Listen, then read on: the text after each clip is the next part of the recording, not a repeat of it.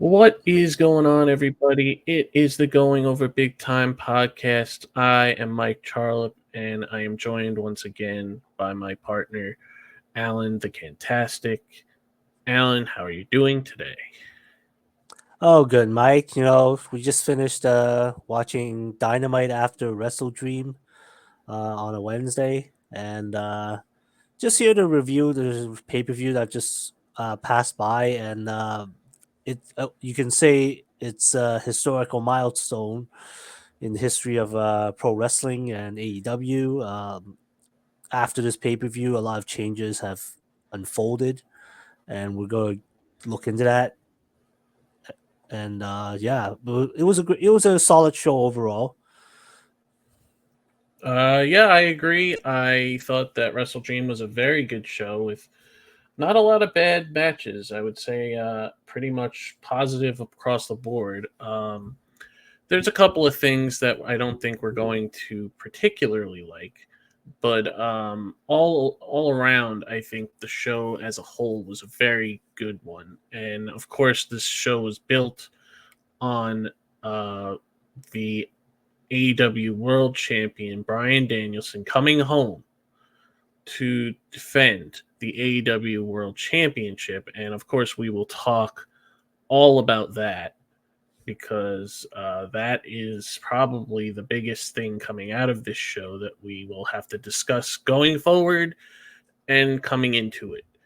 Um, because this entire show was basically built around that, and also the return of Swerve Strickland, which we will also talk about. Um, both being from the Seattle area, which this show took place in Tacoma, Washington.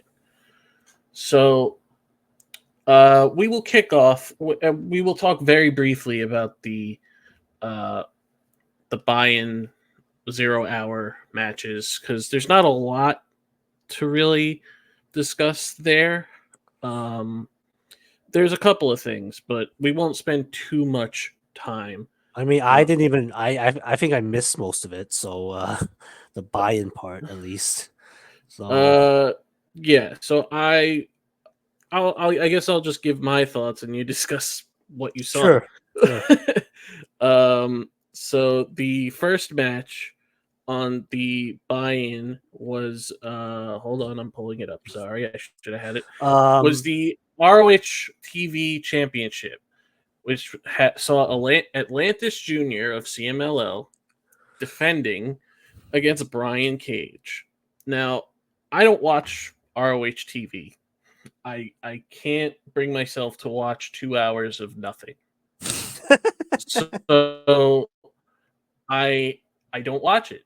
There's no story building on that show. There's no actual care given to that show, so I do not watch it. I know that Brian Cage is on it a lot, and I know that while he's on it, he does pretty well.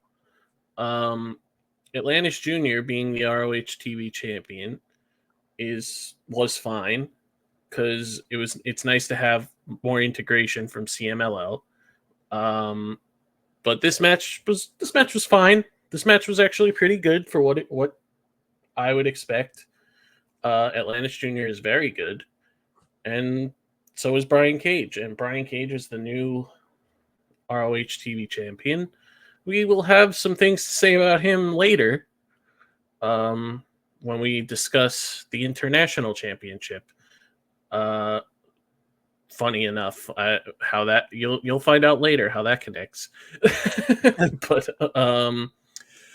yeah, I thought this match was fine. I actually did not expect Brian Cage to win. I thought maybe Atlantis Jr. was going to hold it for a little longer, but I get why Brian Cage won. And it's nice to see him holding a belt again, whether it's an AEW belt or not. Um, because, yeah, there isn't a lot of care right now going into ROH and hasn't been for a long time. Um, Athena's been their champion forever, and she's never on Dynamite. Every other ROH champion is on Dynamite, that which is really, really strange. I don't know why they're doing that. It's like you have ROH, but it's like none of the titles from that promotion are being actually defended on the actual show, Yep. and yet you just have them all on your AEW shows, except for the women's title. Um, Titles. titles, yeah, There's that two too. of them. There's two of them. And in the midst of all this title change, totally forgot that Atlantis Junior actually held the ROH TV title for 106 days, Yeah. officially. So he had it for a good solid couple of months. Yeah. So it was So we'll see, I guess, what happens with Brian Cage holding that belt. I assume he's going to hold it for a really long time because it doesn't seem to matter, which is unfortunate. So the next match is Anna Jay going one-on-one with Harley Cameron. Now, there's one particular thing. So this match was fine. We've talked about in the past how Harley Cameron, who's only wrestled I think like 16 matches ever, just keeps getting better every time she enters the ring. And Anna Jay, who we haven't spoke about a lot recently, was recently in Stardom doing their version of the G1 and seems to have improved heavily in the ring because of it, which is very good. I'm glad that she got that experience. I'm glad that she took that experience and seemed to make it work for her. Um, this match was fine, except for the finish. So the finish saw Anna Jay. Uh, when Anna Jay went for the cover, I for the life of me can't remember what move she hit to secure the victory, but she goes for the pin, and Harley Cameron's shoulder is clearly off the mat, very clearly off the mat. And the referee, who I believe was Mike Posey for this match, taps her on the shoulder, and then she puts her shoulder down and gets pinned. okay. I was recalling this move. I was recalling this segment. I couldn't remember which match it was for. So thank you for reminding me. And Yes. I was like, oh, sometimes we kind of like talk about how referees make a mistake. I don't know. This seems a little bit too So obvious. this was clearly on the referee, I will say that, and I think most people would say that because you can't make it that obvious that that's the finish by doing that. And most times when people, referees in general, would see something like that, they wouldn't tap them on the shoulder. They would say like, "Oh, shoulders up." Like say it out loud. Shoulders up to give a clue to the competitor that's being pinned that their shoulders should not be up. Because it was too obvious for him to just count the pin. Of course, we've seen that happen before, where they shoulder was up and they still counted the pin in multiple companies, not just in AEW. But yeah, I don't like that handling of that situation. It it makes everybody look bad by doing that, especially since you counted to 3 off of doing that. It makes it look even worse. Um, so they need to figure out a better way of doing that. Uh, so yeah, it just looks bad on everybody involved, and I hope that that doesn't happen again. Because as we mentioned, Harley Cameron is getting very good in the ring, and who knows if she made a mistake because she got hit too hard or whatever. But I think that this mistake in particular is 100% on the referee. Yeah, Yeah, and Anna Jay, I mean, these women both are improving to various degrees, and that's great.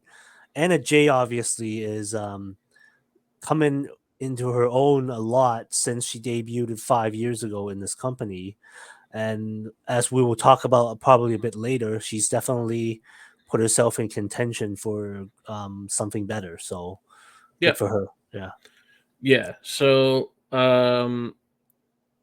and Harley Cameron, it seems like they're teasing tension between her and Soraya, um, because Saraya is blaming her for everything. Okay, And yeah. Um, so we'll see where that goes. But the next match is a match that I was actually looking forward to, but I did not like the result at well, all. first of all, let's talk about the surprise appearance Well, of of a course. certain blast from the past, if you will. Yes. So leading up to this match, MXM Collection were teasing a third man to counteract Daddy Ass Billy Gunn. Yep.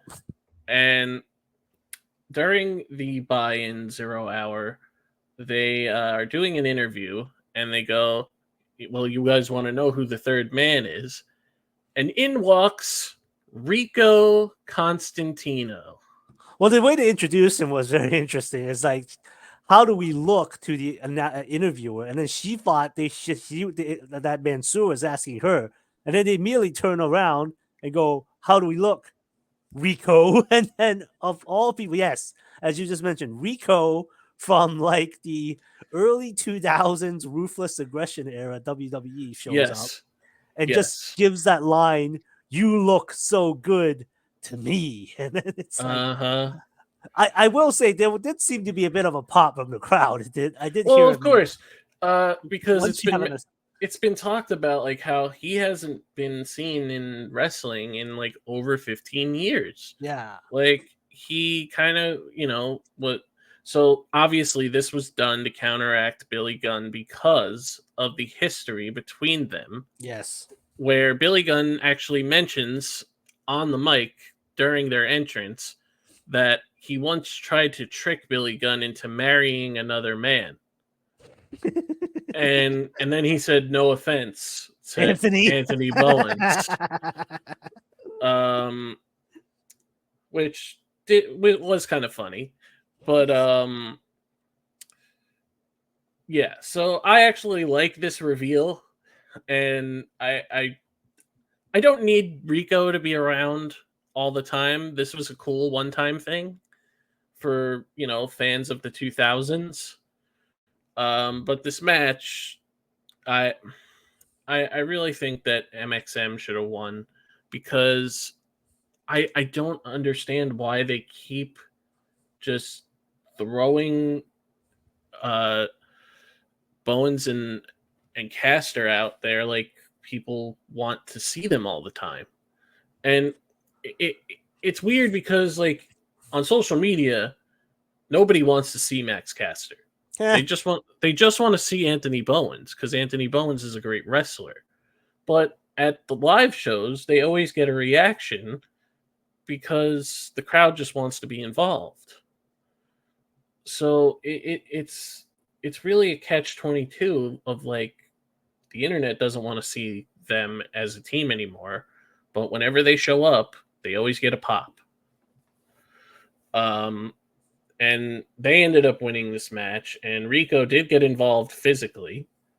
Um, he took a famouser, which is not an easy move to take if you haven't wrestled in a long time. Um, so he actually took a pretty good bump, and yeah, Caster and Bowens won Mhm. after the their usual combination arrival uh, elbow drop, and that was it. Um, I don't know. I just feel like MXM Collection is the hotter team right now. People want to see them more. I think, in my Yeah. opinion. Uh, I mean, I get that they're kind of an ROH talent, but they're on AEW all the time. So I don't know. Uh, but yeah, I'm kind of just I'm over the Acclaimed. And have been for a while. Yeah, I feel like these days when I hear Anthony do his whole "everyone loves the Acclaimed," it's sounding a bit exaggerated. Well, yeah, and we watched, It's and like, as you mentioned, we're recording this after Dynamite yeah. the following Wednesday, and they did a promo backstage, and he did that like he always does, and yeah, the crowd was not involved as much as they usually are. And they also got a visit from MVP and Shelton Benjamin. And MVP gave them his card, and Bowen said we're not interested, but Caster put it in his pocket. So Mm, I guess we'll see what happens with yeah. that. Because I would not mind Anthony Bowens going his own way, being managed by MVP and being in a group with Shelton, potentially Bobby Lashley. You mean Max Caster or Anthony Bowens? Because Max Caster was the one who kept the card. Oh yeah, that's true, but I would prefer if it was Anthony Oh, Bowens. yes, yes. So we'll see. We'll see what happens there. Um, so that brings us to the final match on the buy-in, which was a randomly put together 8-man Yeah, tag. I was like, well, who was in this again? Okay, yeah. It was the conglomeration of Orange Cassidy and Kyle O'Reilly Mm-hmm. teaming with the Outrunners Mm-hmm. to take on the Dark Order and the Premier Athletes members Arya Davari and Tony Nese. Yes. Okay, so the first thing is it's weird seeing the Outrunners just randomly teaming with other people and not FTR, but Well, that I was for think, good reason. That was yep, for good yes, reason. yes. FTR is dealing with the the hurricanes stuff with North Carolina, and I guess you just want to get Orange Cassidy on the show, right? Um, so this match was fun. It was, the usual Outrunners type of match. The Outrunners are getting super over with the crowd. And their partnership with FTR is certainly helping with that. And of course, everybody loves Orange Cassidy. Everybody loves Kyle, and just this randomly put together team of the Dark Order and the Premier Athletes, which makes no sense at all. Yeah, I think I That asked about that. I was like, why are these two? I was like, I told you at one point, I got confused. I was just like, why is Evil Uno helping like Tony Nese? And then I was like, oh yeah, they're on the team together. I was like, I totally forgot about that. And I'm like, yep, this is such a weird yep. combination. Considering since WrestleDream, the stuff we saw on Dynamite tonight, it's like I don't know what the Dark Order is anymore at this point. Are they baby faces or heels? But it looks like they're baby faces again. Uh, but I'm like, okay. Um, Uh, I mean, by watching this show and watching Dynamite, you would have a very different answer. So, we'll talk about them yeah, later, but it more was just later, I this is guess. more But of it's just a throwaway match. Get Orange Cassidy on the show because he's the one who can yes, real the real focus here. he's one of the faces of the company. He's super over. Mm. And after this match, like immediately after this match, um, so yeah, the conglomeration and the Outrunners won the match, of course, which not surprising there. But after this match, Okada is being interviewed, and he's talking about how he's not on this show and he's just taking it in to support his elite brothers because everybody else in the elite has a match. And in walks Kyle O'Reilly, who wants a shot at the Continental Championship. And Okada says no. He thinks about it for a second. He puts his hand on his chin and thinks about it for a second, then says no, and then walks away, and then comes back and says "bitch," Mm. which is his new gimmick, which is over.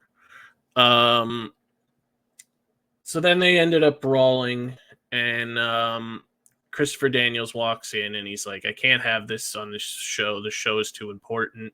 So Kyle and Okada are both banned from the building. So that would continue on Dynamite because they would have a random trios match where the Elite would team Young Bucks and Okada against the conglomeration of Kyle, Orange Cassidy, and Rocky Romero. So we will We'll talk talk about it more later because the way more that about that ended, later. which More about that later. because if we have to explain the ending, then we have to jump all the way ahead and Yes. explain something else. So there's gonna be a lot of that. So Yeah. we'll talk more about that later. So that brings us to the main card. And the match that kicked us off was a hell of a match between Jay White and Hangman Adam Page.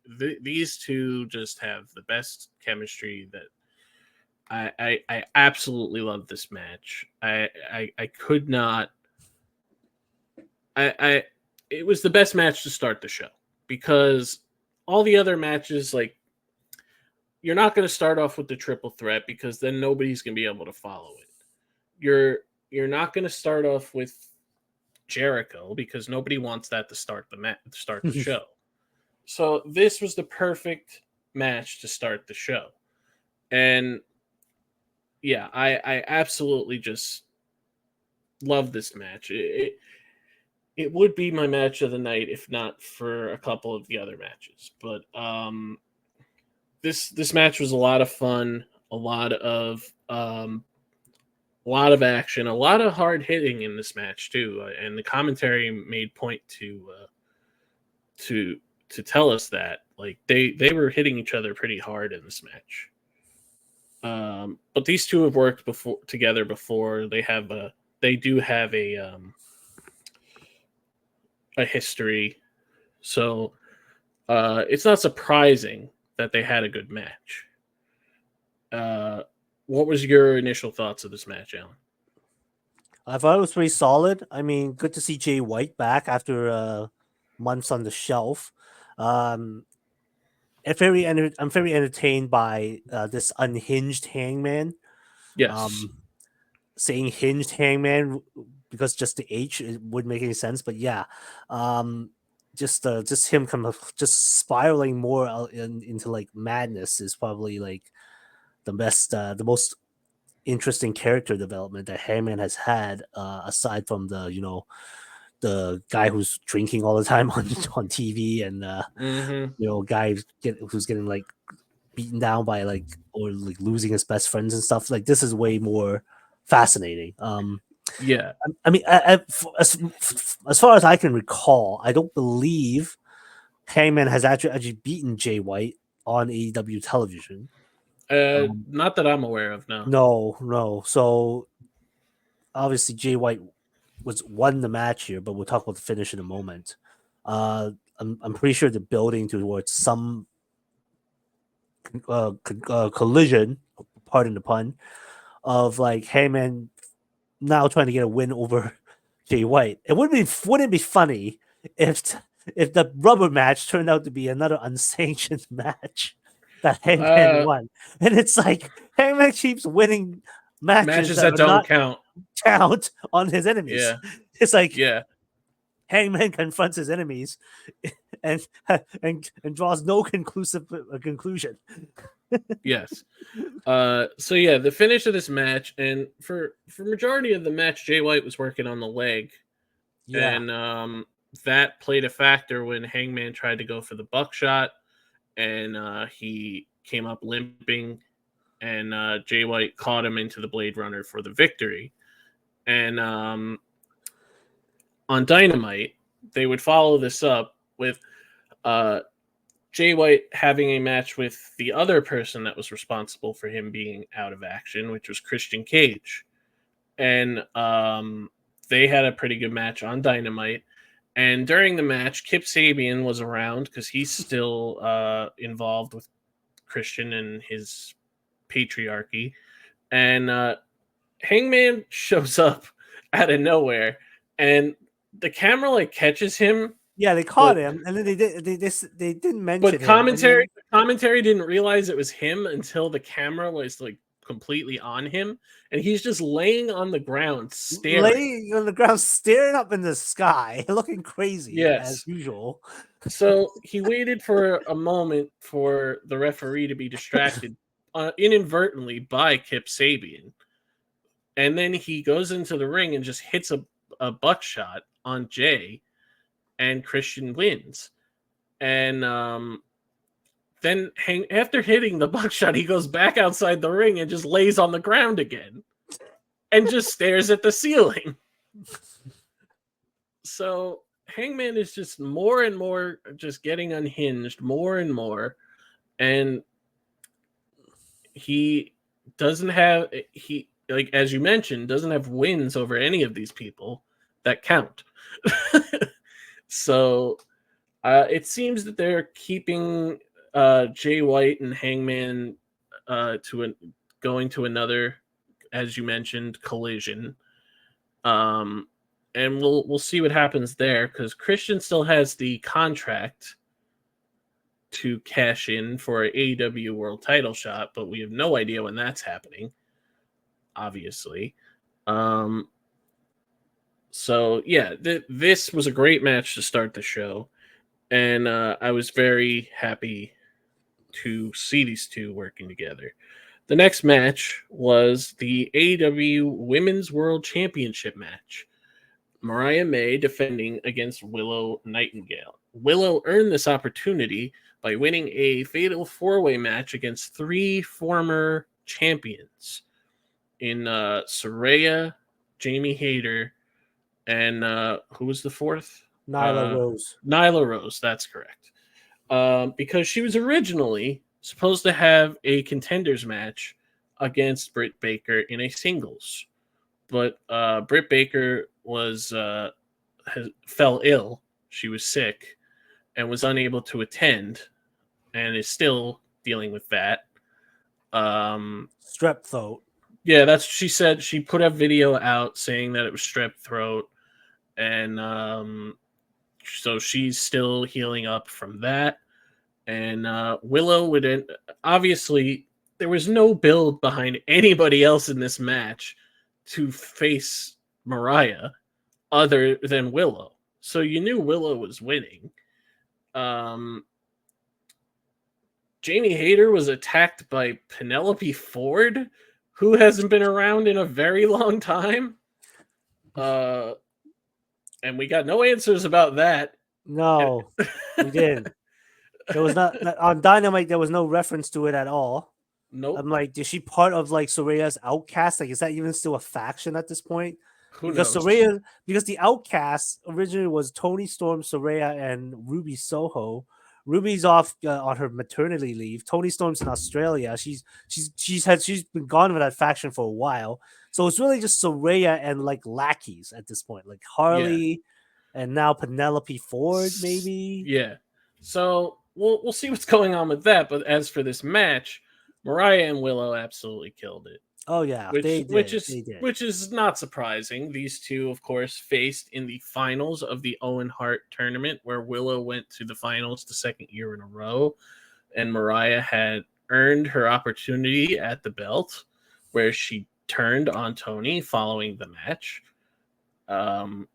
So these two have a history, and as of right now, Willow has never beaten Mariah, and that stands. So yeah, this match was a lot of fun. Everybody loves Willow. Mariah, since she's won the belt, has kind of lost some steam because they haven't really put her in something that helps the payoff of the Toni Storm stuff. They kind of just are putting her in random matches and putting her up against random people like Yuka Sakazaki, who's just randomly showing up after being injured for all this time. And I mean, this at least made sense because these two have some history, and it coincides with the reason that Mariah is champion. So I actually like that this was the match. The thing I don't like is that Willow went into this story after losing to Chris and then didn't win anything after. She just decided that she wanted to go after Mariah now. That's the thing I don't like. Now, yes, she won a contenders match, but she hadn't won anything after the Chris match to even put her in contention to be in that contenders match. Yeah, if anything, So Chris Statlander should have gotten the title shot here. She was the one who won that street fight, exactly. and then instead of And like she's randomly capitalizing on just a that, baby face again. yeah, and they just say, "Oh yeah, her and Stokely have this to continue their relationship." I'm like, what? Just like that, like after Chris probably picked up the biggest win in at least this year, other than winning the TBS title from before. So I am Yeah. confused about that. Yeah. So this match, we saw Mariah retain Yeah, I like the after. finish. I like the finish. It was like Yes, so a she top does the rope Hurricane Rana, knee to the face, and then she did the Storm Zero to finish the match. yes, so she does like the stratosphere, which is that move that Tristratus used to do, where she does a handstand into the Hurricane Oh Rana. yes, yes. Yeah, it's that move. Okay. Uh, surprisingly enough, the person she gets compared to a lot in WWE, Tiffany Stratton, also does this move, which is hilarious. Um, but yeah, so Mariah wins, and I guess we'll talk about this now. 'Cause I don't remember exactly when it happened, but um, there's a backstage segment where Mercedes and Camille are arriving to the arena, even though they're not on the show, hmm and she's asking where her locker room is and if like everything she asked for is in there, and she's doing this while Queen Aminata was clearly talking to the person that she is talking to. Okay. And Queen Aminata basically just is like, I was talking here. Like, you can't just walk around like you own the place. And that set up their match on Dynamite, which was very good. Um, they had a TBS championship match on Dynamite. And of course, Mercedes won. And there was zero sign of Chris Statlander. So And admittedly, it was a tiring day. I kind of fell half asleep during this match. I know it was happening because I had it on and I heard it. I just didn't watch it. I saw the tap out at the end. That's what I the remember. match was very good. They actually had great chemistry in the ring and did a lot of great stuff. I mean, But yes, to your uh, point, no Chris Statlander. I did not see. I'm pretty sure I n- did not see Statlander tonight. not at all. No. So So I'm like, what? I mean, if you were gonna do a build, at least have put Chris up against Camille. I want to see that. You talk about exactly, two huge women going at it. Like this is not. This is like a very rare thing that you get in wrestling, right? Two heaters like that can go. So like put them together. Let's go, Tony. Like what are you doing? yeah. Uh, so we'll see what happens with the women's division going forward. It appears that next up for Mariah is Anna Jay, as we mentioned earlier when we were talking about her. Mariah did a promo on Dynamite where she discussed that there's no competition right now, and that nobody's stepping up to her, and that she just wants a challenge. I almost And forgot about Anna. I actually thought Mariah was going to end that rant and just walk off, and there's like literally nobody. So yeah, I'm glad she showed up. But Anna Jay yeah, needs to aim better because she ended up trying to slap Mariah in the scuffle, and actually, it literally slaps her, the interim EVP Christopher Daniels, yes, which depending on who you talk to, probably deserves it. But I don't think so. But yeah, so that was yes. that. So it appears that they already announced a eliminator match between Anna Jay and Mariah May. So I don't like these. I don't like the beat the champion and earn an opportunity thing. So I'm kind of hoping that Mariah just wins, but then this would be pointless. So Mariah's never lost since winning the belt. So I just don't think that that's the best move. I feel like it's better just to have Anna continue to win matches and Mariah to be in the background like she was for Willow. But that's just me. Um, so we'll see what happens there. The next match happens to be the shortest match on the card. And it was fine, but it was kind of overshadowed by what happened after. Yeah, I Uh, remembered more the post match stuff than this one. The only yes. thing I remembered was at one point, basically, Shibata. Okay, this is Katsuyori Shibata versus Jack Perry for the TNT title. Mm-hmm. At one point, basically, Shibata just stopped selling Jack's kicks. He just sat there and just like, keep at it, young boy. Well, yeah, Come that's what on, Shibata let's go. does. Because nobody hits harder than Shibata. So if you try to kick Shibata, he's not gonna feel it because he knows that nobody kicks harder than him. Right. So the thing, and they did the Shayna Baszler finish, which I absolutely Yeah, hate. I was like, Um, saw that and I was like, oh, that's different. Because yeah, basically, what you mean by the Shayna Baszler finish is yes, Shibata had the sleeper on, and then I guess Shibata landed on his back because he has Jack like on top of him, but and yep, they flip backwards to keep the sleeper on. But then Shibata's shoulders are on the mat, so that was a free count. yeah. Yeah. And I never like these types of finishes. It just makes the guy or girl doing the choke look stupid because obviously your ears are working. You can hear the ref counting, can't you? Uh Well, so just especially for someone like Shibata, a veteran for decades, who's usually very smart in the who ring. should know the vulnerabilities of his own finisher if he's doing it, especially if Exactly. he's landing on his back like that.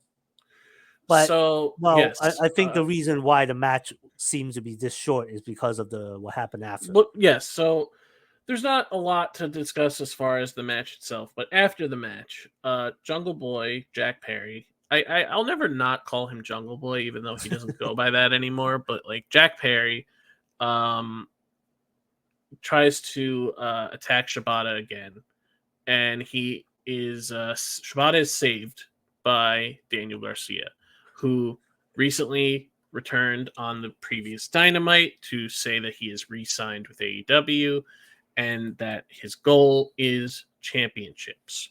So, and he was acknowledged by Shibata on that very show. So this connection actually makes sense.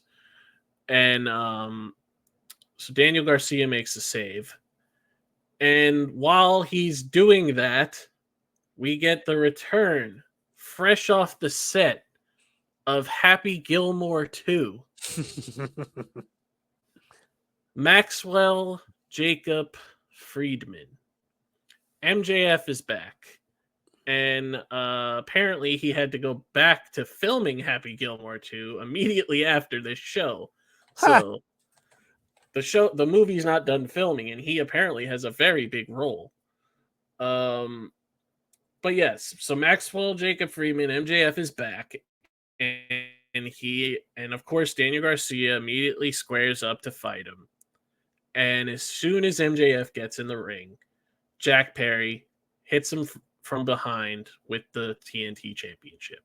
And then Jack Perry just bails, and MJF beats the shit out of Daniel Garcia.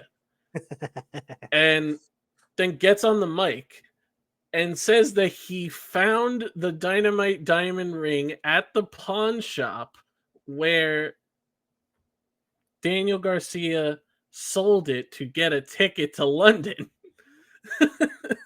That's a bit of a stretch. He Yes, also makes a crack about the Seattle Supersonics, which of course. not only was that team jettisoned to Oklahoma, but they're in Tacoma, so I guess there's a thing there. Yes. Yeah, he said Seattle by mistake, which is what it is. People do it all the time. But people say the Yeah, wrong city. and so I guess So Max what continues his diatribe. So while this is happening, he's Yes. about to go to hit Daniel Garcia with the ring on his Oh hand, yes, yes. only for the return of Adam Cole. And obviously we've been waiting for Adam Cole to be back, for him to be cleared. He's been on the shelf since last September, which is Wow. crazy. That's like over a year, pretty much. And Adam came out to his original Boom Boom music, not the Undisputed Kingdom Yes. music. Yes. And So I had commented to um you, this seems odd a little bit, but well, yes, Adam yes. Cole came out. Well, at first Max was just like making fun of him because he thinks, "Oh, Adam, you're still hurt, you're still not cleared," and then Adam just starts running towards the ring, and that's when Max Yep. bailed, and he just realized, "Oh shit, Adam's completely healed," and he Yes. does look like he is, Yep. So they so yeah, and so when my comment was that so the Undisputed Kingdom, is that still a thing? Which we got an answer on Dynamite as the show kicked off this past Wednesday, as Adam Cole came out. He cleared the air. First of all, he just said, "Roddy, Mike, Taven, I love you guys, but I gotta do this on my own." And I believe that was yes. the explanation of why he's kind of distanced himself from that group. And Yes. so he did Adam did this promo about how he knows Maxwell better than anybody, and that he's deep down an insecure little boy who is just you know, doesn't believe in himself, and like you is really actually affected very much by the mean social media stuff that people say about him online. And then Yes. he demands that MJF come out here so they can fight. Which obviously Maxwell's music hits, but he doesn't come out at all. Instead, we get a video of him basically doing like, I don't know, masterpiece theater in his fucking den or something. Yep. Except he's just basically ragging on Adam and telling him, "I'm gonna keep dangling this little carrot of you being possibly be able to confront me, but you'll never do it, and you die with this vengeance in your heart," and stuff like that. Yep. I'm like, okay, cool. This feud looks like it's gonna cook. My only question is, wasn't Adam the heel Yes. that So precipitated that this feud? And so so now, I think so that when, that is yeah, and like let's dive into that a little. So yeah, Adam Cole going into the original story of them being friends, the whole entire time MJF was before MJF put his guard down, MJF was still being the MJF of old, and standing behind Adam Cole and threatening to hit him. But when Adam Cole would turn around, they would hug. So deep down, MJF still always had this MJF inside of him, and Adam Cole knew that. And that's why Adam Cole turned on him the way that he did. Because he knew that eventually MJF was going to do that to him. So on paper it might look like, oh, okay, we're just switching the roles, but in reality, MJF has always been the person that he is now. He was just putting on a front, and Adam Cole just happened to get to him before MJF mm, did. So I think that it's fine that the roles are reversed now, because everybody loves Adam Cole anyway, and yeah, it's easy to hate MJF. that is a good point. Adam can play the good heel, like we saw him do this during pretty much his entire run on NXT, Yep, and it works for him. But like, he's definitely way more popular now. People see him going through his personal struggles in the last couple of years. yep, Um, I did like the fact that in Adam's post WrestleDream Dynamite promo, that he was like, "I could go on and tell you about the year I've had, like trying to rehab and get myself back and ring shape. I'm not gonna do that because nobody. I mean, he basically said nobody wants to hear that. I mean, it's not like he didn't appreciate people, um, hoping he was better. He's just like they toned it down a bit because Yep. that stuff's already been said. People don't need to really be rehashed. That they need to focus on the storyline, which is this thing. Yes. My prediction, I feel like this is a thing that will probably drag into World's End at this point because Uh, it's very I mean, possible. maybe they'll probably have a match at Full Gear. I feel like there'll be some shenanigans, and Max will just sneak away some shitty DQ or like cheating to win, and then they'll finally have like a final confrontation of some sort. Yeah, I hope that it's not something that drags on for too long. Yeah, But I obviously we do want to see them have a match again. yeah. I feel Excuse me, like we down the got. line. Yeah, I feel like we got like robbed of this a little bit during earlier this year because then you know, let's going all the way back to last World's End. Yep. Max had to have like a bunch of surgery and time off. I don't know if Yep. he did surgery; he just needed time off because he was hurting really bad.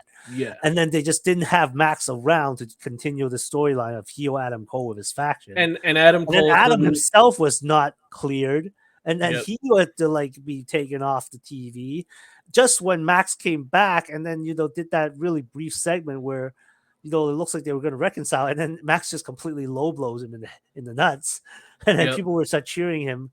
That was during Max's very brief run as the Wolf of AEW before he went back Yes. to being a heel. So Yeah. yeah, we never really got the full payoff on the Adam versus MJF stuff that sparked last year. So hopefully we can get something before this end of this year to finally conclude this or whatever. Yeah, I agree, and I do look forward to seeing them wrestle again. It's been a while, so it'll be fresh again, but it doesn't need to go on forever. It doesn't need the Jericho treatment. Let's put it that way. Uh, so yeah. So going off of that, the next match, and this is probably match of the night for me. Um, it is the three-way match for the AEW International Championship. Will Ospreay defending against Ricochet and Konosuke Takeshita. So they built to Ospreay taking on Ricochet again, 1-on-1, on the 5th anniversary of Dynamite. And they had a hell of a match. And they ended up going to a draw. But they wanted to restart the match. So they did. And then they started going at it a little longer, a little harder. And Konosuke Takeshita shows up and ends the match by DQ. They're starting to do that a lot lately. I think 5 Yes. years in, they realized, okay, maybe we need some of this. Well, it's a good tool it's a good to tool build to use, to yeah. build to stuff. Like, and there's another instance of that happened this week on Dynamite. But yes. So they turn that into this triple threat. Now, there's a lot that happened in this match that we talked about, documented, tried to I mean, I unmarked down one sequence that I'm rewatching right now. Takesha's got Ricochet on his shoulders. Will's jumping off, clotheslines Ricochet. Ricochet lands on his feet, then German suplexes Takesha, who lands on his feet, and then Ospreay German suplexes Takesha again, and then Ospreay hits Ricochet with a poison Rana. He gets up, and then Ricochet does the same poison Rana, and then both these guys are like jumbled together, and Takesha picks them both up for a double German suplex. Yes. And I'm like, at that point, okay, that's one sequence that they did throughout this entire thing. That was one of the best sequences of the match by far. I will say that going into this match, I expected Osprey to retain, but I get, but it makes sense that Takeshita would end up winning here, because Osprey's obviously going off into something else that we'll talk about when we get to the end. But this match, it's just another example of why you can't even talk about like Will Ospreay without saying that he's the best. He's easily the best wrestler in the world for the last like 3 years. It's gonna be tough to you and I to do like match of the year cat lists or episodes without including like almost every match within this being a Will Ospreay match. We have to have a cutoff for that because it's gonna Well, be too much. I think that's why I'm probably just going to do a separate list that I'll go through very quickly of just the best Will Ospreay matches. But there was another spot that I really enjoyed was on the apron.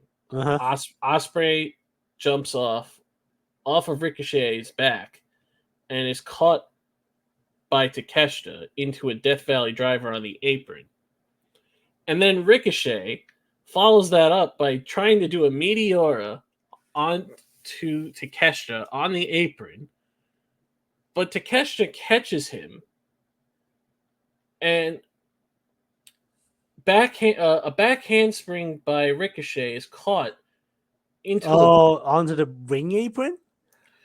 Oh, The there Blue was. Thunder Bomb. Yeah, you said Yeah. caught back handspring by Ricochet caught into a Blue Thunder Bomb by Takeshita. Okay, so that was back in the ring. Okay, because there's not enough room to do a Blue Thunder Yeah, Bomb on a yeah, ring. yeah, yeah. So the sequence was Ospreay caught into the Death Valley driver. Then Ricochet hit the Meteor on the apron. Then back in the ring, Yeah, Ricochet goes for a back handspring and is right. caught into a Blue Thunder Bomb.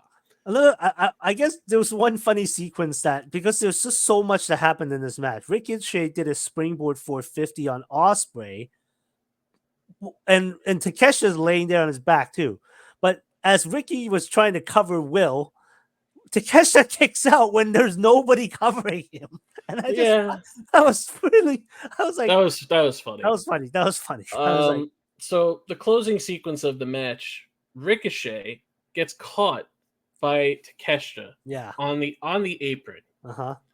And he goes into that tombstone variation that he does. It's almost like a Gotch style pile driver, but it's like reverse Gotch style pile driver. It's like a tombstone, but the legs are under the arms. Yeah, and so Takeshita just does that on Ricochet onto a table.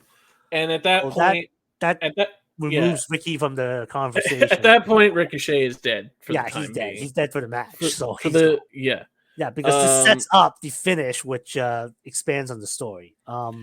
Yes. So Takeshita is trying to, him and Ospreay are going at it in the ring, and Ospreay goes for the hidden blade, and then tries to go for either he's going for the Stormbreaker or he's going for the Tiger Driver. And in walks a hooded individual who hits Ospreay in the back of the head with the screwdriver. Mm-hmm. And this was after Don Callis got involved, of course. Yeah. And it is revealed that hooded person is Kyle Fletcher.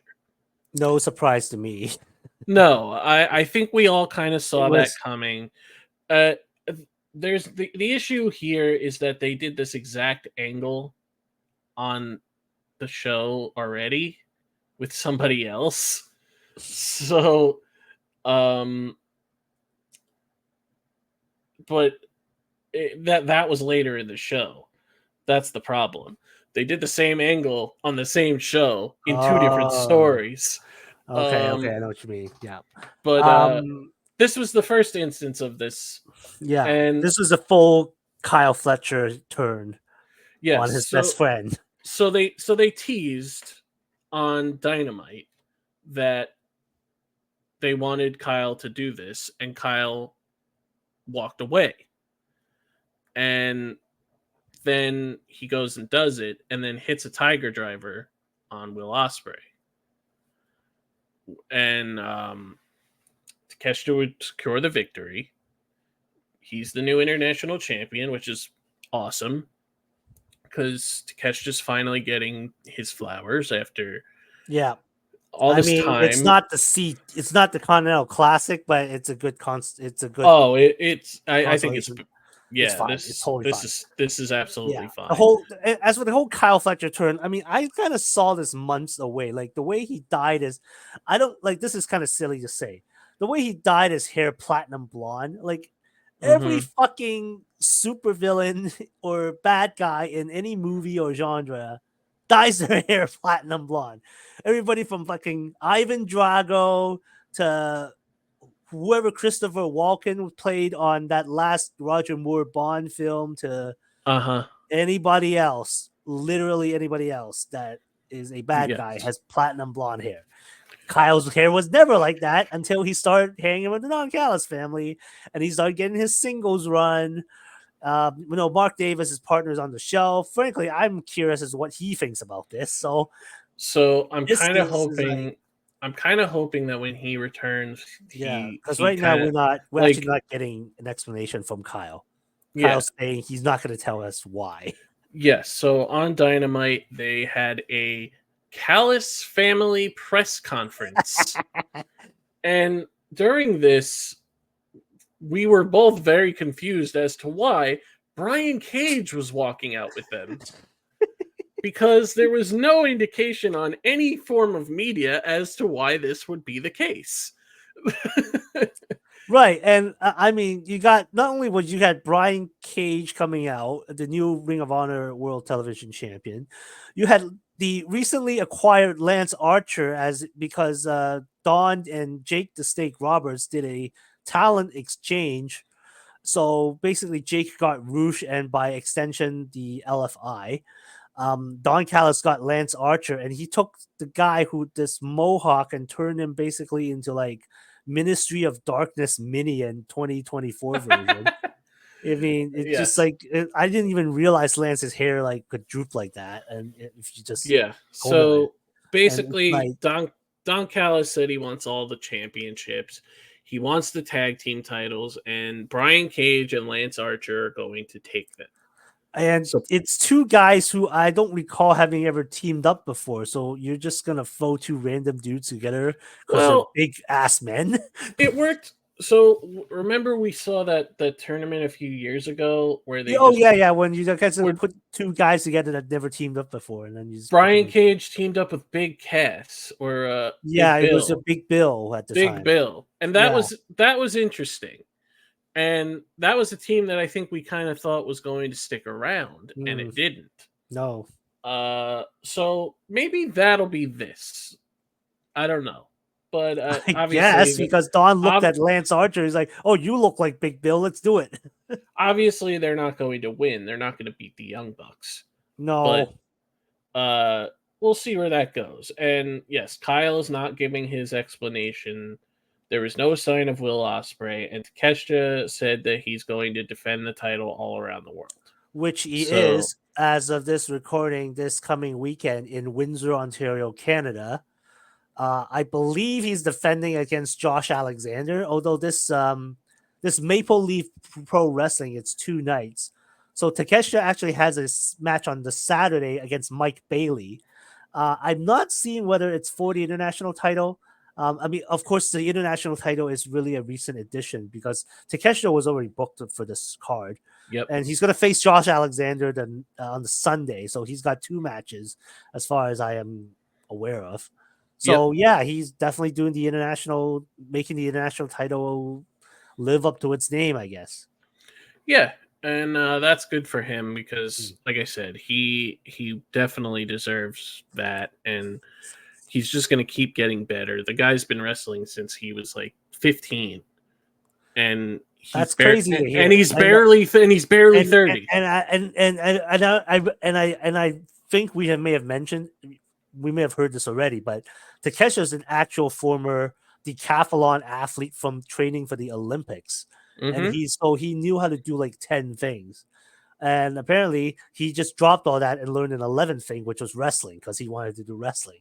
So this is an actual, all like well-rounded athlete that is also a pro wrestler, that has an athletic background. Like, he should be able to like carry this title for a very long time if they do this right. Yes. Uh, so the next thing that happened on this show was Prince Nana comes out to introduce the return of Swerve Strickland. And Swerve is back for the first time since the All Out match where him and Adam Page just absolutely killed each other. And but it didn't count. Remember that. Didn't count. So Swerve is back, and MVP has been basically telling Prince Nana that he is the reason why Swerve is no longer the world champion. Because Swerve has gone soft because of Prince Nana. And basically, Swerve tells MVP basically all of that in his own way. Like, oh, I'm not the world champion anymore. I've lost a lot recently. And that was all under Nana's watch. However, Nana is family, and MVP is not. And he does not turn his back on family, even though that's exactly what he did while he was talking to MVP. Nana was standing behind him. So yeah, he told MVP that he's not going to turn on family. And Shelton Benjamin, who's also there, says that they're not asking if he's not with them, then he's against them. And that almost turns into a brawl between Shelton and Swerve, which is broken up immediately. And we were at the time expecting the debut of Bobby Lashley, who is imminently debuting at some point.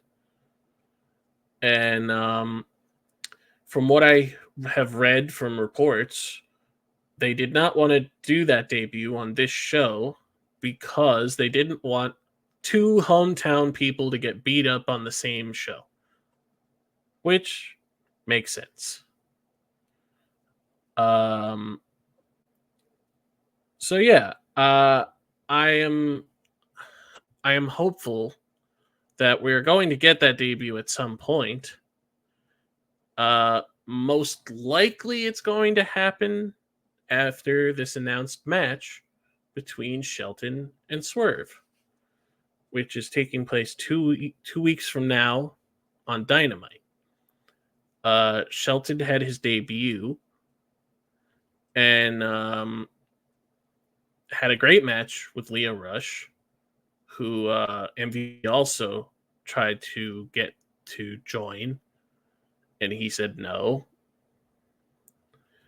So, yeah, I am hopeful that Bobby will be showing up at some point. Well, my apologies. I don't know if you just said this, but Shelton Benjamin and Swerve will be facing each other 2 weeks from this recording on the Fright Night Dynamite, the Dynamite before Halloween. So I don't know. Maybe there'll be a scary monster, or if that'll come out by the name of Bobby Lashley that will emerge as a surprise member of this. I believe they call themselves the Hurt Syndicate, even though they have not used the name on TV. Even though MPV's cards say Hurt Syndicate, and Shelton's tights tonight clearly said Hurt Syndicate.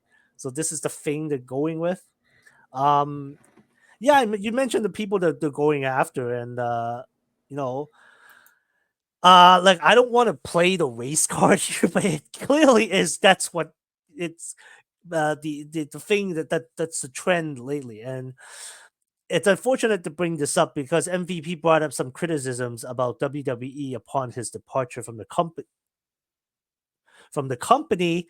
Sorry, everyone. It looks like Mike has dropped out of the call now for a few minutes, so it looks like I'm going to be doing this solo. And as I mentioned just now, MVP seems to be. Oh, Mike is back. Sorry, my run as a solo host is over. I hope, Mike, I was just regaling how MVP is going after a lot of basically black wrestlers, and that when MVP left WWE, he had made some comments about how he didn't notice that black talent was getting pushed under the new regime, as in the Triple H booking era, and he made a comment about how even under Vince there was a main event with a black wrestler gunning for a championship. So uh yeah, so and I guess in terms of storyline, he's going after some talent that makes sense, Anthony Bowens. I think they may have had an interaction with Private Party, I can't remember. Leo Rush, a lot of young guys. I mean, you still got Will Hobbs waiting in the wings. So yeah, he's I think Will Hobbs should be returning at some point in the future. So he would be a pretty good fit for this new faction.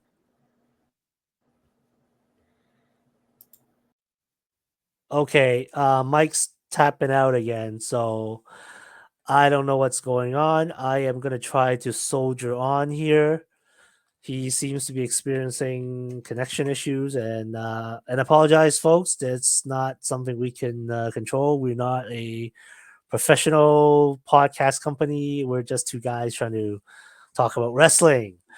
The next match is a 2 out of 3 falls match. Oh, Mike's back again. Are you I back hope. now? Yeah. I was literally like, I was talking, and then out of nowhere, it just started. The screen started flashing, and you weren't moving at all. Okay. And I was talking, and I don't know if you heard anything that I said. That's what And I got from you. You froze and you just didn't talk for a while. So I just kind of gave my opinion about what I think MVP is doing, trying to recruit wrestlers of a similar background, and just kind of making comments about how MVP, yeah, when he left WWE, it looks like he didn't feel like Triple H was booking black talent properly, that kind of thing. yes. Anyway, I actually So just moved on to the 2 out of 3 falls match. yeah, so hopefully when I go back to review the recording, that one of those audios is there. Because Yeah, no, I mean, I was still recording when you disappeared, so I was thinking I had to do the solo. So I just yeah, started talking a bit. for So, whatever reason, while I was talking out of nowhere, you just turned completely robot. oh, Like like your voice was all like going really fast, and oh, that's uh interesting.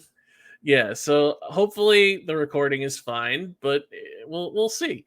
So yeah, the next match is the 2 out of 3 falls match between uh, Hologram and the Beast Mortos. So this match, I hate to put this alongside the Jericho match that's coming up, but this was sort of my kind of in between break match. And I really, I mean, talented guys, no question.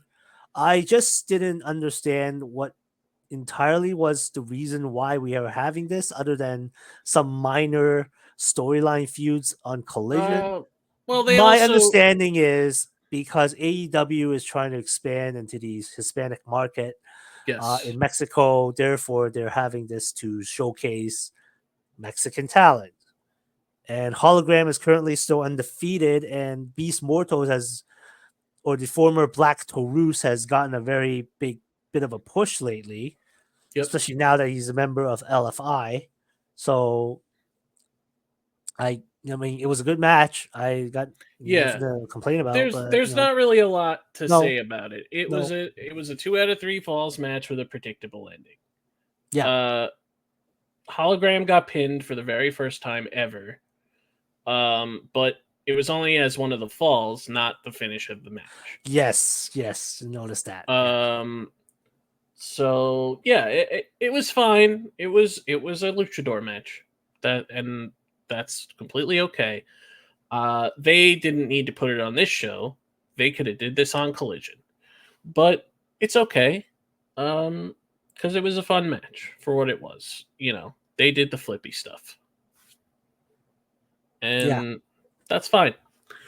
Uh, so we'll just go right into the next match, which was an open challenge issued by Darby Allen, who, of course, wanted to get on this show because he is also from the um, Seattle area. yes, And he was supposed to have a world title match, which was supposed to happen at Grand Slam, but he got goaded into putting it on the line, even though the person that he was supposed to be facing ended up wrestling on that show anyway, which doesn't make any sense.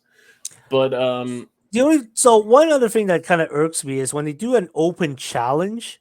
I thought it was supposed to be you only found out who your opponent was on the day of. So I mean, this one was just like, oh, it's yeah, Brody King, and it's like, oh, you know who it is. So it's how is this an yeah. open challenge when? Well, he issued it days before the show. You got 2 shows in between the pay per view and the challenge, so it was like, oh, this is fine, because these two always have a good match, and Brody at the time had Darby's number in matches that involve pinfalls.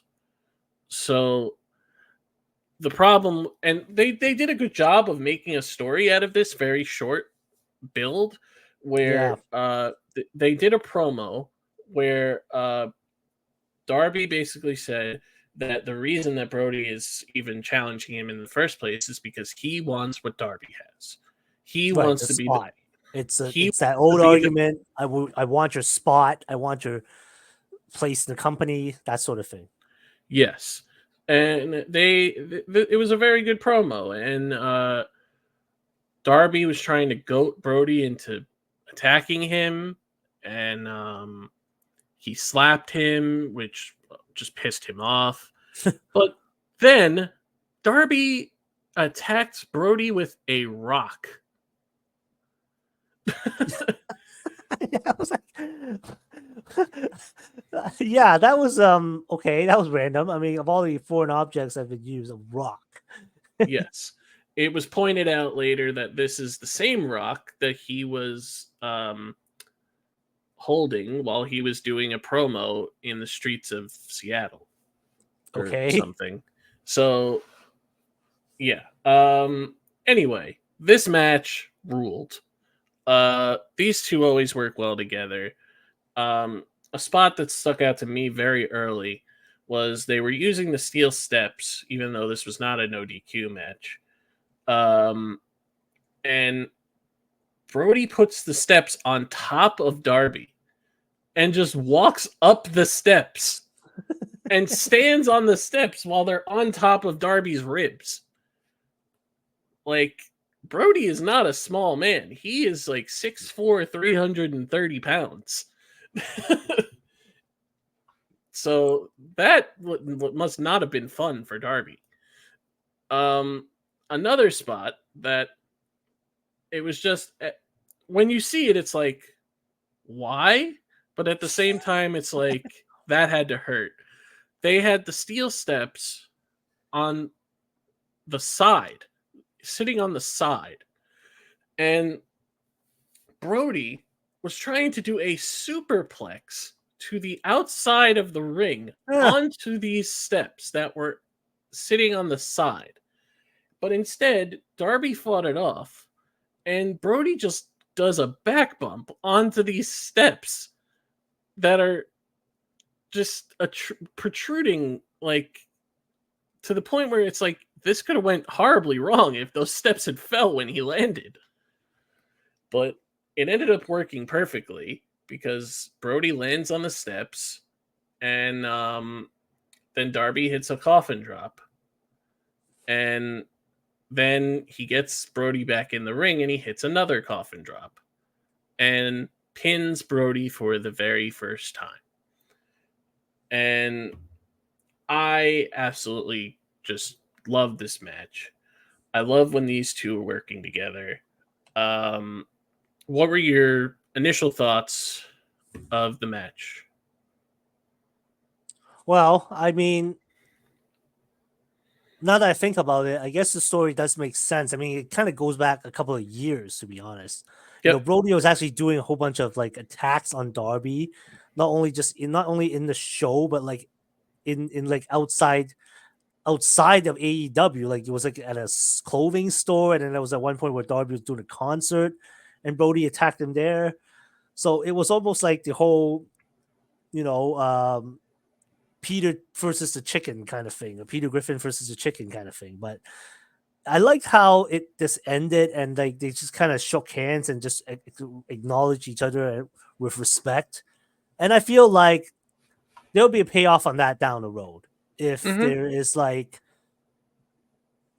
Darby being on the show was just the basically nod to his home state here, but the bigger story around Darby is the ending of the pay-per-view, and this whole idea of him being sort of like the next face of AEW.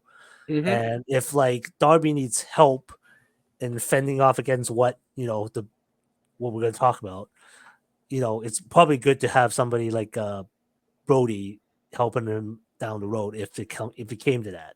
I'm not saying Yes. they're like buddy now. I'm just saying, But I think they had there's a the respect mutual there. respect, Yep. has been established to help perhaps foster some kind of alliance down the road.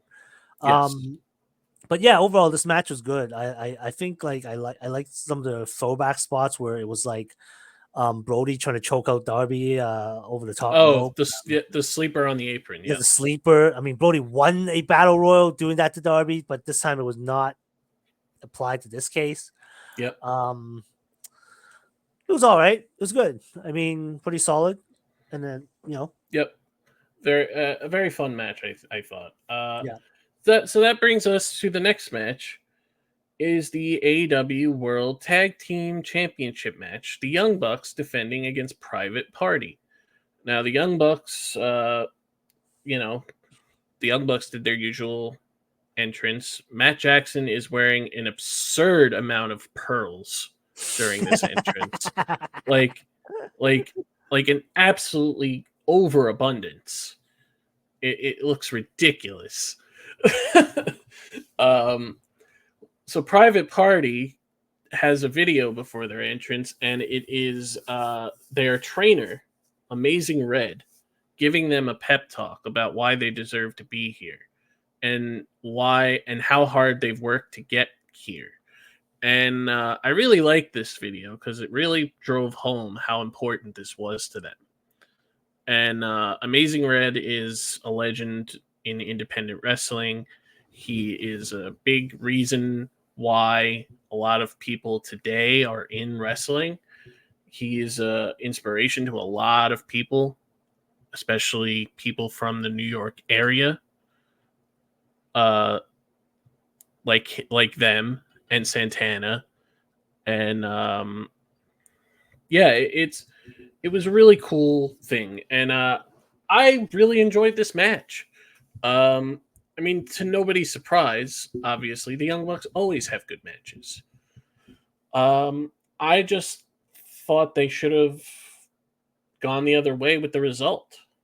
And a lot of people believe that because Private Party has really worked hard to get here because there was a long period where, and obviously they used this in the build to this match, where on the second Dynamite ever, in the first ever tag team title tournament, they beat the Young Bucks in the first round and have literally done nothing since. Exactly. And it's crazy to me that they could finally get to this point where they are super over. The crowd loves them. The crowd wants to see them succeed. And oh, excuse me, they finally get to this opportunity and it wasn't enough. But I think that this was a case of the we talked about the Acclaimed earlier when they lost to Keith and Swerve. We all thought that that was the wrong move, and then they just won on Grand Slam. Uh, and I feel like this is kind of the same situation where Private Party should have won here, but they're going to have a rematch down the line where they are going to win.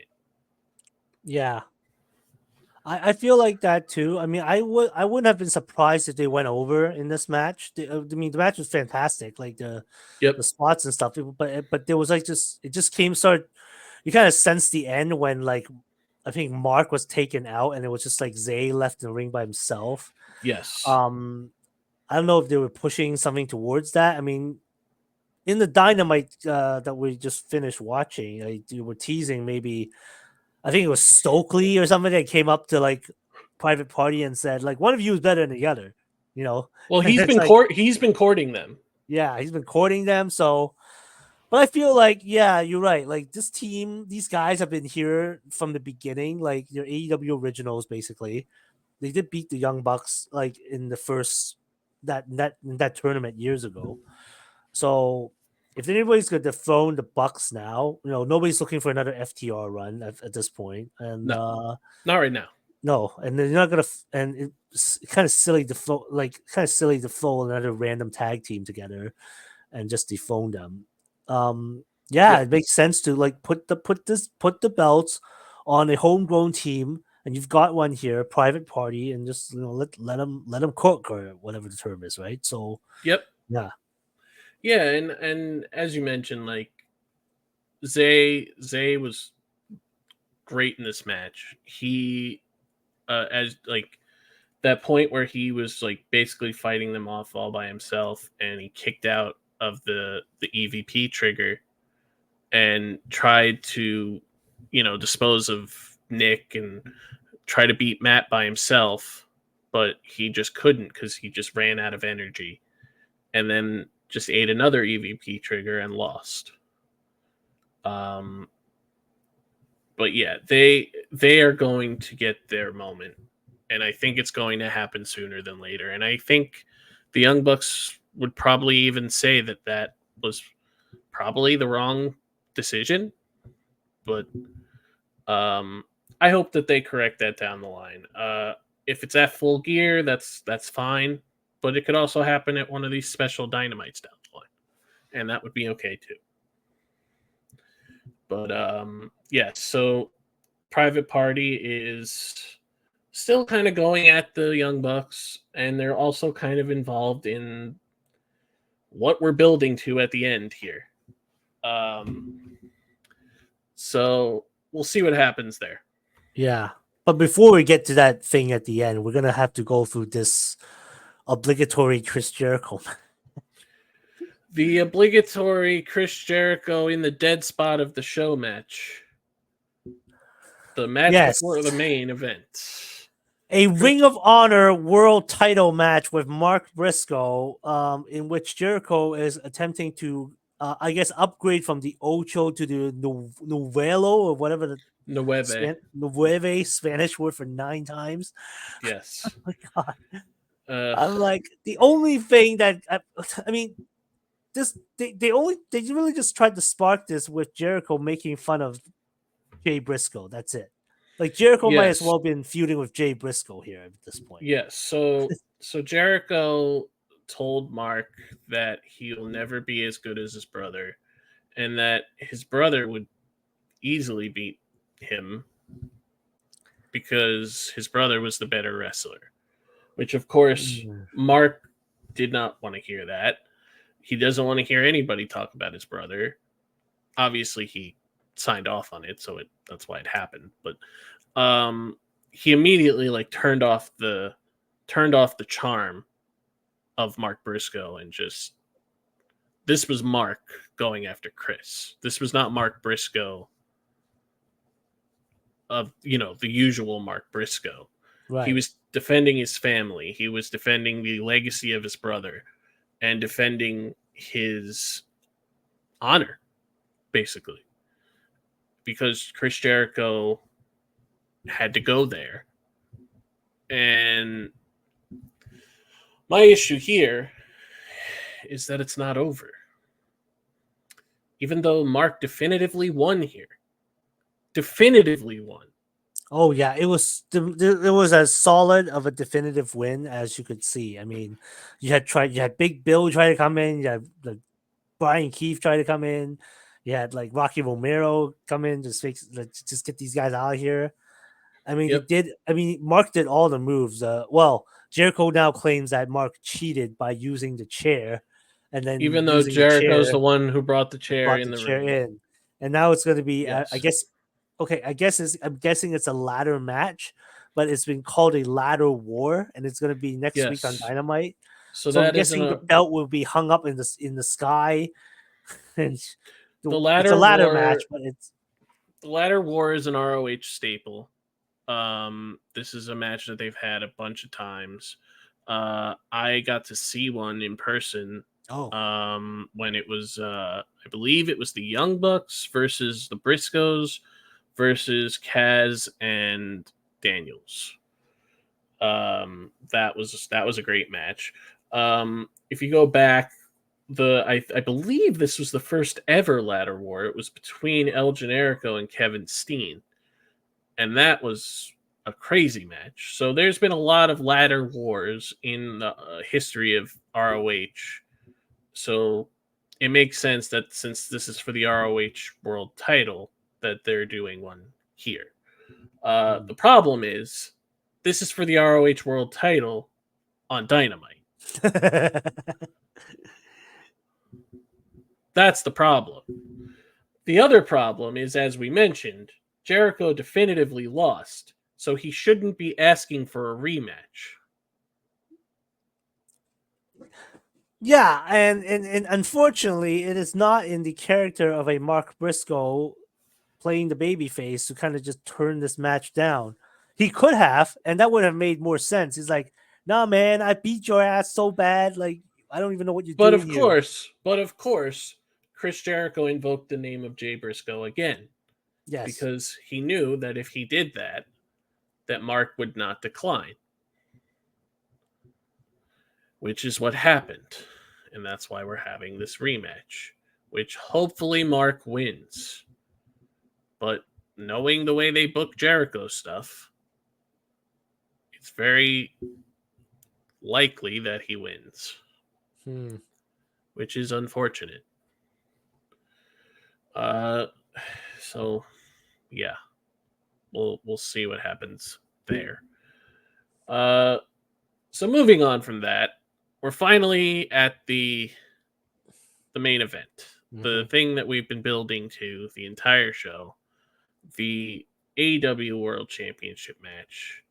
Bryan Danielson defending against Jon Moxley. We got here because Jon Moxley came back after disappearing after Forbidden Door for months. And again, we've talked about this build before, but it all connects. Basically, he has been saying that AEW doesn't belong to us anymore. It's not our company.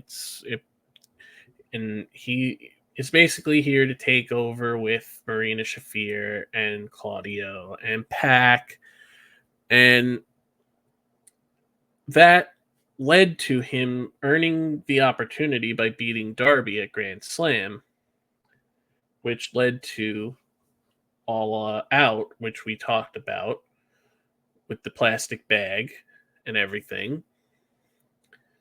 And so now we built all the way to here with Danielson and Yuta trying to fight off this whatever this is. And so we get to the match, and Danielson comes out to Final Countdown, and the song does not stop. They play the entire song because I don't think they're going to get to play it again for a really long time. So they were like, let's just play the whole thing. Right. Let's just go for broke. It's costing us millions anyway. Let's just do it. Yes. So it's basically a brawl, the whole entire match. A lot of back and forth, striking, a lot of back and forth, brawling outside, and the match was very hard hitting between, and these two guys always have great matches. I got to see them face off at the second Grand Slam in the main event, and that was an amazing match. Of course, they had their very first match in this company at Revolution Mm-hmm. a few years ago, which ended up being the thing that built to Blackpool Combat Club being a thing. Um, so this match ends kind of abruptly. Um, John Moxley has Bryan Danielson in a choke, and Bryan just passes out. Now, the way that this went down kind of felt like when the streak ended, because Ah, it kind of like hit yeah. it kind of like hit everybody at the same time, and it got really quiet. Like, Right. You kind of expected some kind of climactic ending. This is gonna yeah, he kept saying the next time whenever Brian loses the AEW World Title, that's the end of his full time career. That's it. He's done.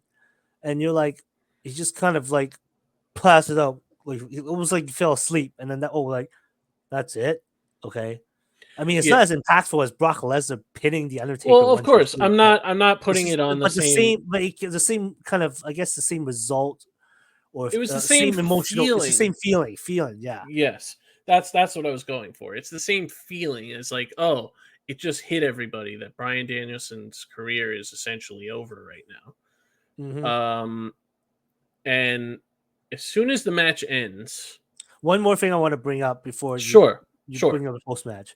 sure, Bryan Danielson's last match on Raw was against Seth Rollins. yep, Bryan Danielson's last match on SmackDown was against Roman Reigns. yep, And Bryan's last match on AEW was against John Moxley, formerly known as Dean Ambrose. So it looks yep, like Bryan believed in the Shield way longer than a lot of other people, all the way that he was willing to put his career on the line for it. So anyway, that's always an interesting point that I noticed from someone who pointed it out. But yes, yes, the post match festivities was wow. I don't even know. Like you and I were talking to Tanner offline, and I think he would only saw a clip of it, which is why he reacted the way he did. But mm-hmm. it was So something. so I don't have a problem with it because I know it's a storyline, right? Right. And Bryan Danielson is not done. Right. He's just going Here's the thing. They away. kept saying the man's gonna need neck surgery before the end of the year. Yep. Did they need to do a chair spot with onto his neck? I don't think so. Well, But I'm sure they had a it was safe pretty way of. established. I mean, if they had choked them out, so let's go back. Let's skip back a bit. Okay, so the So rest of the Blackpool Combat Club came out. I don't even know what this yes. group is Well, called. we don't even know what to call them. I mean, Yeah, people are it's a still complete. calling them that. Yeah, People are still calling them that, but yeah. But this is yeah. something else. These guys are something else. Yeah. So after the match, they immediately storm the ring, and they put the belt in a duffel bag, Yeah, so it's and like that was weird. that was odd. But it kind of felt like the way that this went down kind of felt like, oh, the mission was getting the belt, but it doesn't matter that we have it, kind of thing. Mm, It's just a tool right now because we don't know what the ultimate goal is yet, and we still don't. Um, so yeah, they put the belt in a duffel bag, and then they pull out the plastic bag again, and this is when Wheeler Yuta shows up, And we had kind of been talking about how eventually he's going to turn on Bryan anyway. We knew that was coming. And that's exactly what happens. Wheeler Yuta puts the plastic bag on Bryan Danielson and quote unquote suffocates him. And then they put a chair on his head and stomped on it. And at that point, the locker room just empties. And you got all these guys that are essentially the new faces of the company. Orange Cassidy, Daniel Garcia, Darby Darby, Allin. Adam Cole, Hook, uh, Yeah. everybody, like all these young guys. Private Party. Even Yeah, like Dark Order was out there, yeah, which we'll right. talk more about Okay. them later. Yep, yep. But and then once the BCC leaves the ring, you just have this like somber feeling of like this is the end of Bryan Danielson's career. He's being stretchered out and seemingly suffocated and destroyed. And again, I don't have a problem with this because I know it's an angle. And I know that Bryan wouldn't have done it if he didn't know that it was going to lead to something down the line. Bryan isn't just going to do this and then not show up ever again. Right. I think we established like months before that when we were talking, that when Brian revealed that this was going to be his last year of full time wrestling, So that he's been he is, emphasizing that. yeah, he emphasized Emphasizing, that several times. He emphasized that he needed neck surgery. He emphasized that, I'm not ending my wrestling career completely. I may just come back on a one off, like here and there, but I yep, want to be with my family. Got it. Maybe I'll wrestle once a year, kind of thing. or Sure, 10. that's fine. Or 10 times a year. I don't know. Just not Yeah, doing this full time anymore because I am 43 years old and I'm completely like, a lot of me is busted up, right? So totally yes. understandable. So, and But I think as, emotionally speaking, just the way this is his home state, his home Aberdeen. He grew up in Aberdeen. Aberdeen is what, like about an hour away from Tacoma, and yep, these are his hometown people just watching him, just kind of like, it's like that whole. It's like he didn't go out with a bang. He just went out with a whimper, and it's kind of felt like he just went out with whimper. yes, 20+ year career that we saw him from ROH to that shitty first version of NXT that he had to go through, to winning the WWE title at WrestleMania 30, to announcing his retirement. We thought he was done by the mid 2010s, to coming back to, like coming here winning the and WWE title a second time, going to AEW. That's like this, yes, all of this. we've been on the journey with him, Yeah. and everybody who has watched his early career to now is feeling it. It's like, oh, his career is over. It's crazy, like, but I think we all are aware that once he gets healed up, he's not going to just close the book. He's going to open it again when he's fully healed up. He's going to come back when the time is right, go directly for Jon Moxley, and all will be right with the world. So, Jon Moxley is now the world champion once again. On Dynamite, we talked about how the Young Bucks and Okada had a trios match against Orange Cassidy, Kyle O'Reilly, and Rocky Romero. This match ended in DQ because Wheeler Yuta and the rest of the BCC, or the white shirts, I don't know what else to call them because that's what they've been wearing. Well, so far, I believe it's Marina, Claudio, and Wheeler that are wearing white. John Moxley's still dressed in black like he usually does, and Pac still looks like he's in his Pac's just in his wrestling gear. Pac is and just Pac. Strangely enough, carrying a briefcase around and seemingly seemingly has the belt inside. So that's what I was thinking. Does it have the belt inside? Because there's It's no got way to. that thing It has to. there's no way that thing is that heavy enough to be that hurtful as a weapon because I mean, it he was was whacking a metal. lot of people with it. It was metal. Yeah, but this whole segment you mentioned that Wheeler Yes. So they they cause a basically DQ. They caused cause the a DQ. and immediately the locker room empties, Yeah, and the Young Bucks and Okada just stand there dumbfounded, like as if what's they going, like had no idea what was going on. like what's happening right now, like, and then Jack Perry comes out and is like, let's go, let's leave, and so basically the locker room empties and the Dark Order comes out, Orange Cassidy comes out, Daniel Garcia, Private Party, basically a lot of the same people that showed up at the pay-per-view. Mm-hmm. Uh, During this brawl, they choked Alex Reynolds with a belt Well, it was on, Alex Reynolds' own belt. They took Alex Reynolds' belt off of him and then yes, choked him with it. choked him And with it around the ring post, and yeah, then took the and, ring steps and and rammed them into his ribs. Like they absolutely destroyed Alex Reynolds for no reason. he's like It's like, all the people you want to. Oh, you went from Bryan Danielson, basically the locker room lead, to like no disrespect, Alex Reynolds, who he's yes. there. It's just not. He's just Who not was that it? big of a threat. Who was a heel 5 days ago? Yeah, was exactly like yeah. That's so uh, we bring this back to like what was I saying? Like they were teaming with the heel team and the yeah, in the buy-in, and then suddenly they're like, oh, they're yep, baby faces again, and then they had Evil Uno cut this scathing promo after. So they did almost like 3 segments of the BCC or whatever they're called.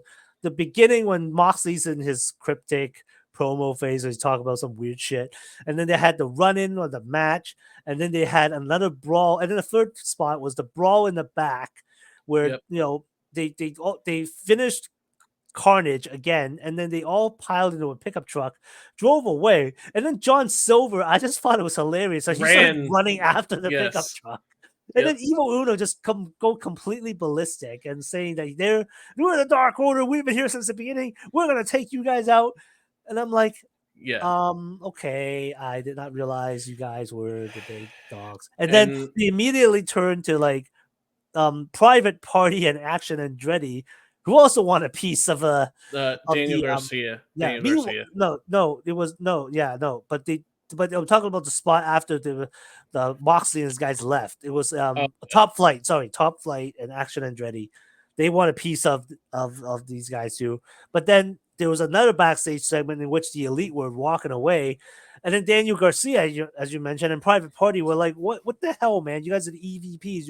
You built this company. You were here from the beginning. Why aren't you helping us?" And they're like, "Yeah, whatever, man." And then Jack Perry did this weird like little head thing with Daniel, and they didn't hit oh, each and other. we also didn't mention.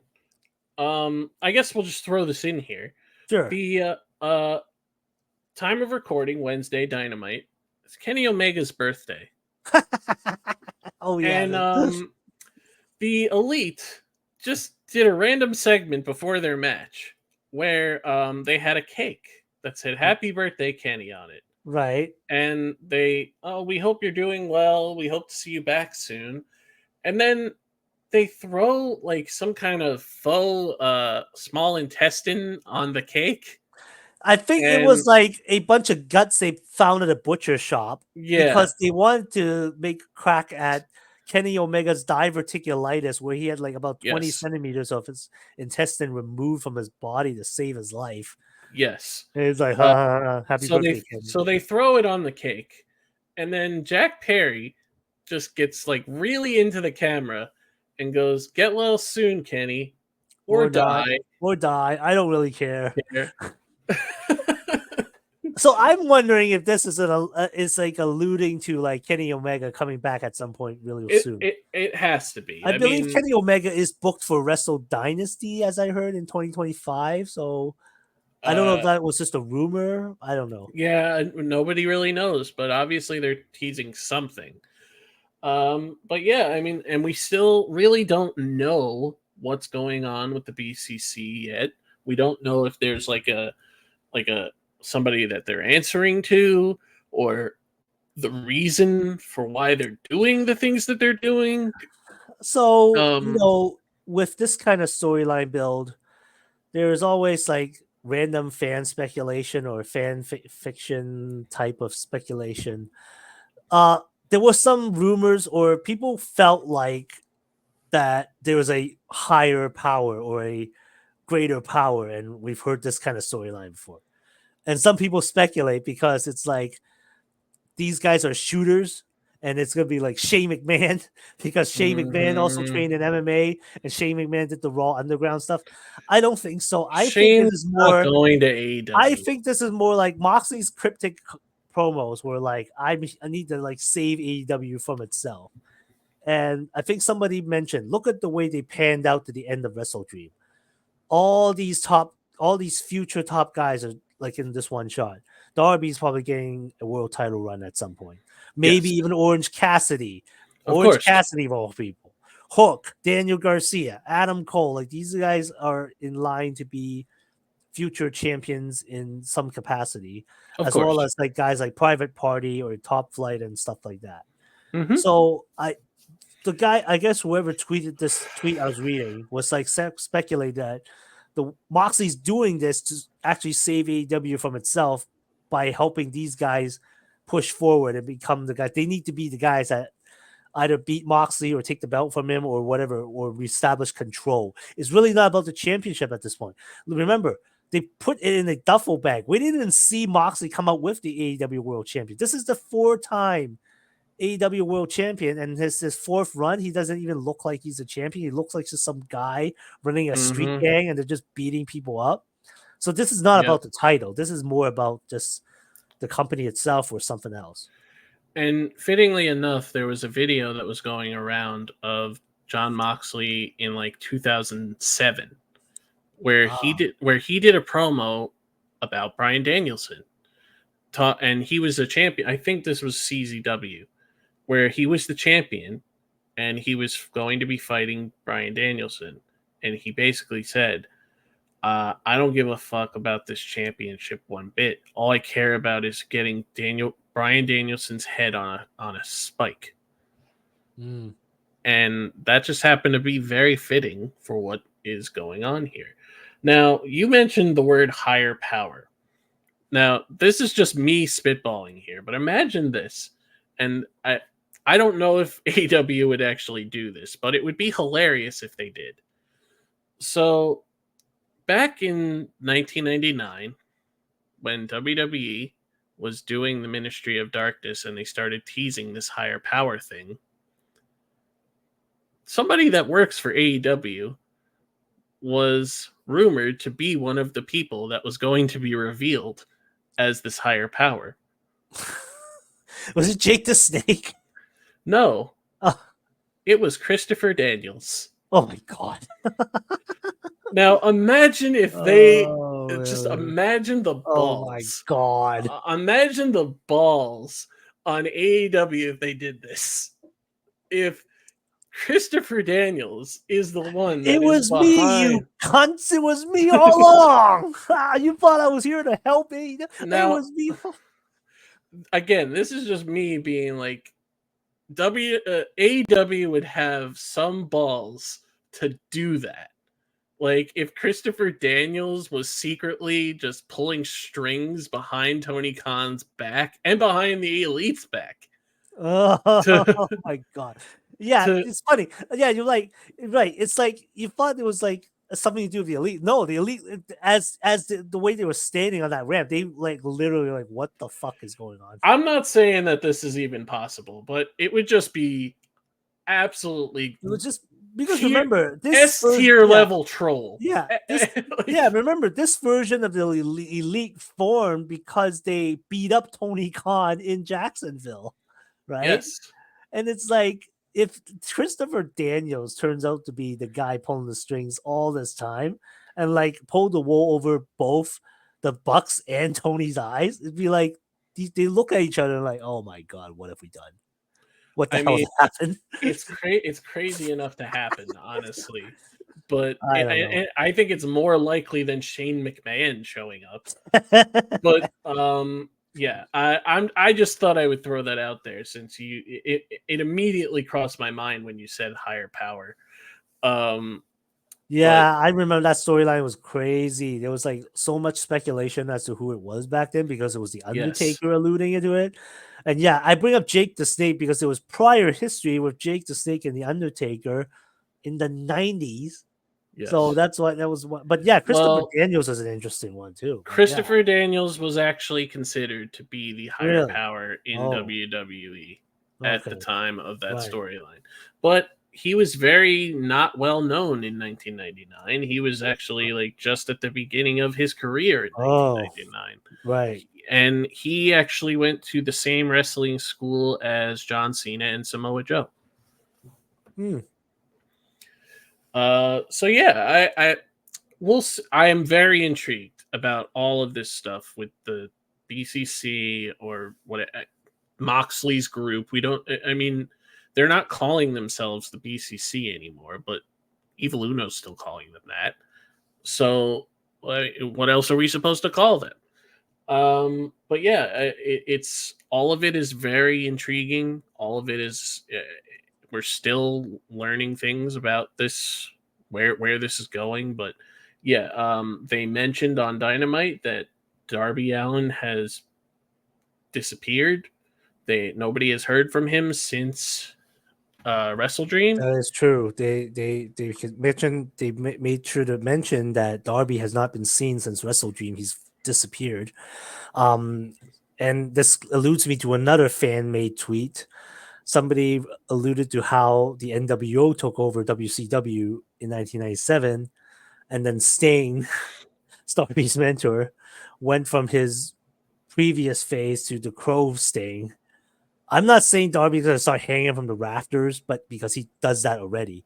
But I feel like the catalyst might be him at some point to Of start course, rallying the troops, probably.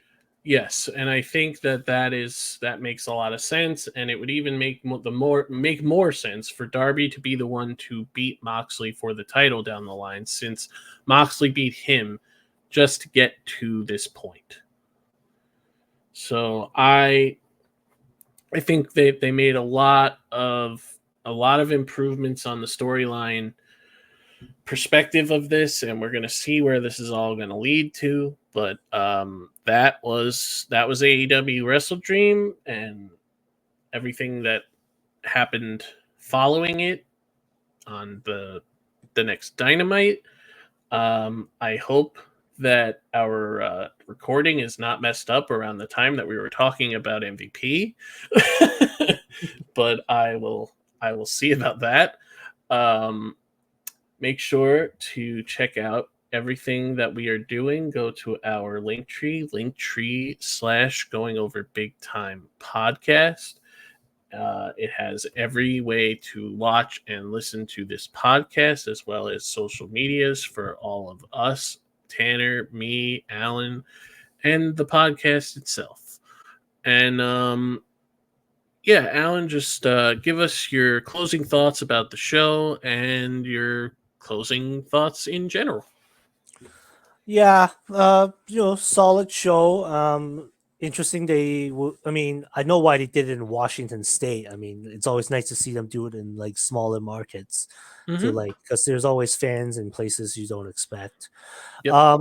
Yeah, I mean, the way this show ended, it's probably gonna hopefully it leads to some better storytelling for AEW in the future because it's definitely making it more intriguing in terms of like where it's going. Like there's a more general storyline to tell around the whole company and not just sort of these individual stories that are going on that don't really connect and sometimes they kind of just fizzle out, but it looks like there might be something going on that'll be more like a something I haven't seen since the 1990s. It'd be like a sort of like rogue faction within a wrestling company fighting within the company. So yeah, that's what I noticed. Yep. And yeah, I think we will see where all of this is leading to. Obviously, we're building to Full Gear now, which is 4 weeks from now, and we'll see what happens then, I guess. So yeah, that is going to do it for us. As we say all the time, watch the wrestling that you want to watch, not the wrestling that everybody tells you to watch. Just enjoy wrestling any way you can. And that's going to do it for us. Thanks, everybody. Have a good one.